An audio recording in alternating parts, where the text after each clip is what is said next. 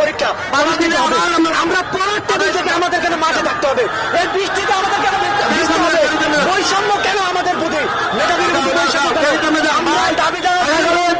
বিলম্বে নির্বাহী বিভাগ আমাদের দাবি মেনে নেয়, তারা একটা যৌক্তিক সিদ্ধান্ত আসুক, আর সর্বক্ষেত্রে 5% গোটা বহাল রাখা যেতে পারে। আমাদের দাবি মানতে হবে। আগে দেখছেন আমরা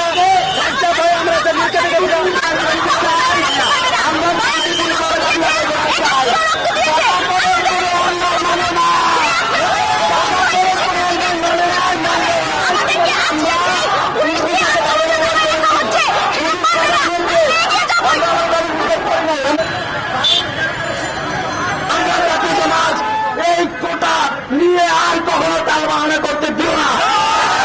যৌক্তিক দাবি সকল গ্রেডে অযৌক্তিক ও বৈষম্যমূলক কোটা বাতিল করে সংবিধানে উল্লিখিত শুধুমাত্র অনগ্রসর গোষ্ঠীর কথা বিবেচনা করে সর্বোচ্চ 5% কোটা রেখে সংসদে নির্বাহী বিভাগ আইন পাশের মাধ্যমে বাস্তবায়ন করতে হবে। আজকের কর্মসূচির সার্বিক পরিস্থিতি নিয়ে কথা বলবেন বৈষম্যবিরোধী ছাত্র আন্দোলন ঢাকা কলেজের সমন্বয়ক নাজমুল হাসান।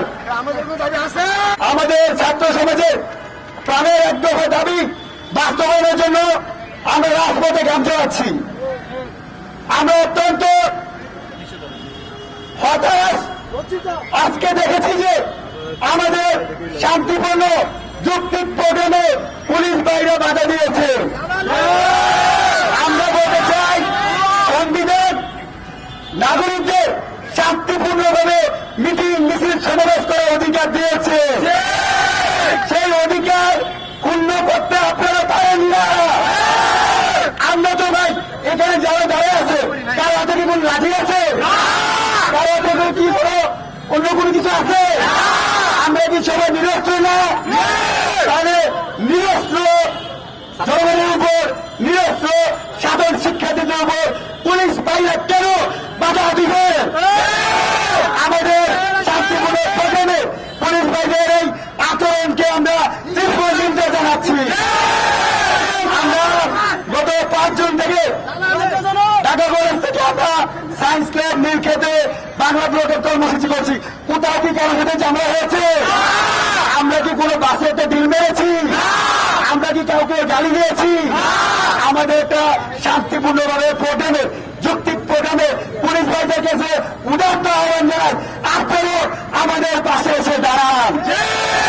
আপনাদের ভাই সন্তানরাও কিন্তু চাকরি লাগবে তাদের। আমরা স্পষ্ট হয়ে যেতে চাই, আমরা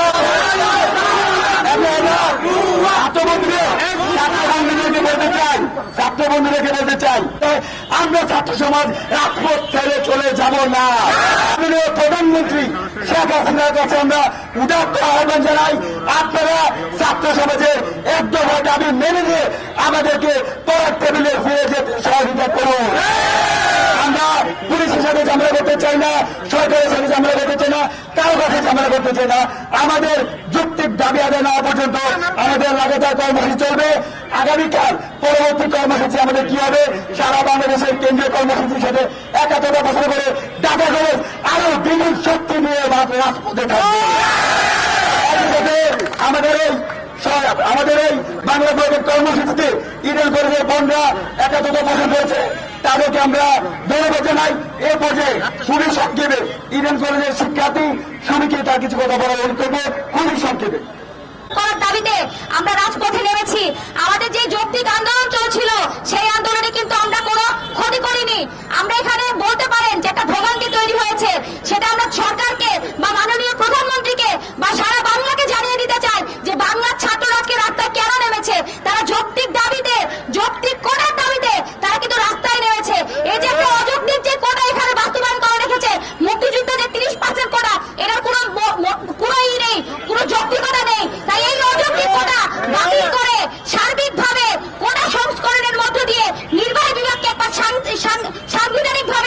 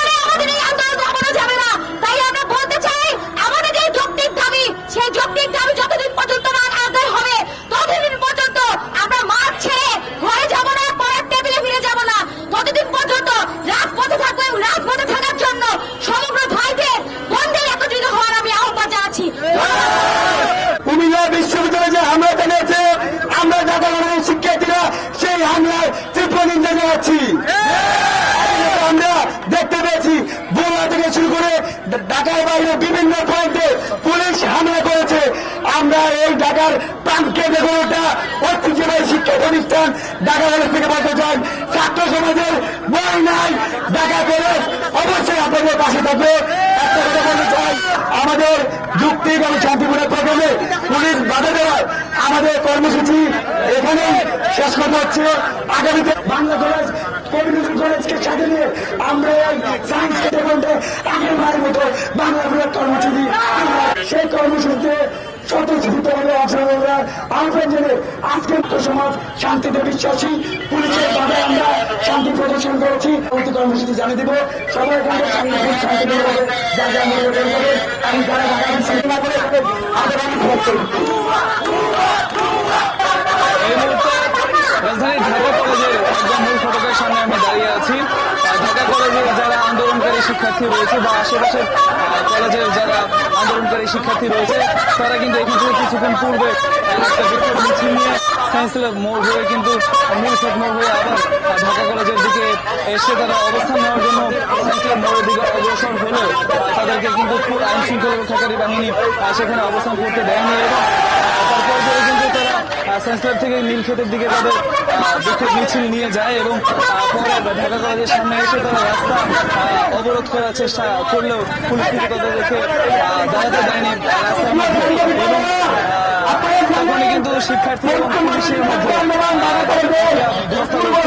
অবস্থা হয় এবং কলেজের শিক্ষার্থীরা এখন দাবি করছেন যে তারা তাদের মূল ফটকের সামনে অবস্থান করছেন এবং পুলিশের উপস্থিতি তারা এখানে চাচ্ছেন না। তবে আইন শৃঙ্খলা রক্ষাকারী বাহিনীর পক্ষ থেকে বলা হয়েছে যে তাদের দায়িত্ব নির্বিঘ্নে পালন করতে দেওয়া হয়। নিউ মার্কেটের যে রাস্তাটা কলেজের সামনে যে রাস্তাটা সেখানে শিক্ষার্থীরা না দাঁড়াতে পারে যান চলাচল কিন্তু স্বাভাবিক রয়েছে। এর আগে যেটা হয়েছে আন্দোলনকারী শিক্ষার্থী যারা আছে তারা যে মিছিলটা নিয়ে আসছিল এবং পাশের যে রাস্তাটা বিপরীত দিক থেকে কিন্তু ছাত্রলীগের একটা বিশাল মিছিল যায় এবং তখন কিন্তু কিছুটা উত্তেজনা সৃষ্টি হয়েছে। আইন শৃঙ্খলা রক্ষাকারী বাহিনীর তৎপরতার কারণে অনাকাঙ্ক্ষিত কোনো ঘটনা ঘটে তারা তাদের যৌক্তিক দাবি আদায়ে মাঠে আছে এবং পুলিশের বাধা উপেক্ষা করে তারা কিন্তু আন্দোলনটা করছে। পুলিশ দিয়ে দাঁড়িয়ে রাখা যাবে আরো অনেক ধরনের যৌক্তিক দাবি রয়েছে দাবি মেনে নিলেই তারা একমাত্র ফিরে যাবেন। এই ছিল আমার কাছে সর্বশেষ।